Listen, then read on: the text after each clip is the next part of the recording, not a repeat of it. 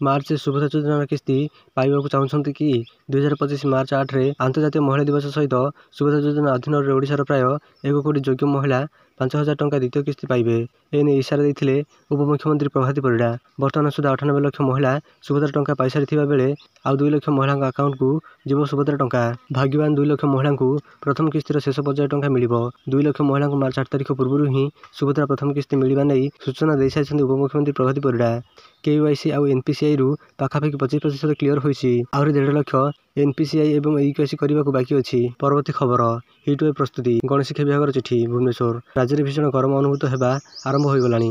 ରାଜ୍ୟରେ ଗ୍ରୀଷ୍ମ ପ୍ରବାହ ମୁକାବିଲା ପାଇଁ ପ୍ରସ୍ତୁତ ରହିବାକୁ ବିଦ୍ୟାଳୟ ଓ ଗଣଶିକ୍ଷା ବିଭାଗ ପକ୍ଷରୁ ସମସ୍ତ DOଙ୍କୁ ଚିଠି କରାଯାଇଛି। ସ୍କୁଲରେ ପାନୀୟ ବ୍ୟବସ୍ଥା, ପର୍ଯ୍ୟାପ୍ତ ORS ରଖିବାକୁ ନିର୍ଦ୍ଦେଶ ଦିଆଯାଇଛି। ହିଟୱେଭ୍ ସ୍ଥିତି ମୁକାବିଲା ଲାଗି ଆଗୁଆ ସତର୍କ ରହିବାକୁ ପରାମର୍ଶ ଦିଆଯାଇଛି। ପରବର୍ତ୍ତୀ ଖବର। ମହାରାତ୍ରିରେ ଅଘଟଣ, ଯୁବକଙ୍କୁ ମାରି ଫିଙ୍ଗିଦେଲେ। ବାଲେଶ୍ୱର। ମହାଶିବରାତ୍ରିରେ ଘଟିଛି ଏକ ଅଭାବନୀୟ ଘଟଣା। ବାଲେଶ୍ୱର ଜିଲ୍ଲା 60 ନମ୍ବର ଜାତୀୟ ରାଜପଥ ବସ୍ତା ଥାନା ଅମରଧାର ରୋଡ ଫାଣ୍ଡି ଅନ୍ତର୍ଗତ ଇନ୍ଦିରା ଛକ ନିକଟରୁ ବୁଧବାର ଜଣେ ଅଜଣା ଯୁବକଙ୍କ ମୃତଦେହ ଜବତ କରିଛି ପୁଲିସ। ପରବର୍ତ୍ତୀ ଖବର। ଆସାମରେ ଭୂକମ୍ପ ଝଟକା, ରିକ୍ଟର ସ୍କେଲରେ ତୀବ୍ରତା 5.0 ରେକର୍ଡ। ନୂଆଦିଲ୍ଲୀ। ଭୂକମ୍ପ ଝଟକାରେ ଥରିଲା ଆସାମ। ଆଜି ସକାଳୁ ସକାଳୁ ଆସାମରେ ମୋରିଗାଓ ଜିଲ୍ଲାରେ ଭୂମିକମ୍ପ ଝଟକା ଅନୁଭୂତ ହୋଇଛି।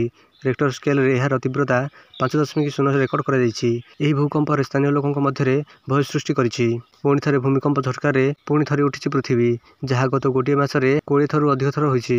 ପରବର୍ତ୍ତୀ ଖବର। ଭାରସାମ୍ୟ ହରାଇ ବ୍ରିଜରୁ ଖସିଲା ବାଇକ୍, 2 ମୃତ, ଜଣେ ଗୁରୁତର। ଭୁବନେଶ୍ୱର। ମହାଦେବଙ୍କୁ ଦର୍ଶନ କରି ଫେରୁଥିବା ବେଳେ ଅଘଟଣ। ଭାରସାମ୍ୟ ହରାଇ 20 ଫୁଟ ବ୍ରିଜ ତଳକୁ ଖସି ପଡ଼ିଲା ବାଇକ୍। ଘଟଣାସ୍ଥଳରେ 2 ଜଣଙ୍କ ଜୀବନ ଚାଲିଯାଇଥିବା ବେଳେ ଜଣେ ଗୁରୁତର ହୋଇଛନ୍ତି। ମୃତକ ହେଲେ ପଟାଙ୍ଗୀ ଅଞ୍ଚଳର ପୂର୍ଣ୍ଣଚନ୍ଦ୍ର ଖରା ଏବଂ ଗଙ୍ଗାଧର ଗେମେଲ। ଅନ୍ୟ ଜଣଙ୍କୁ ଗୁରୁତର ଅବସ୍ଥାରେ ପାଡୁଆ ମେଡିକାଲରେ ଭର୍ତ୍ତି କରାଯାଇଛି।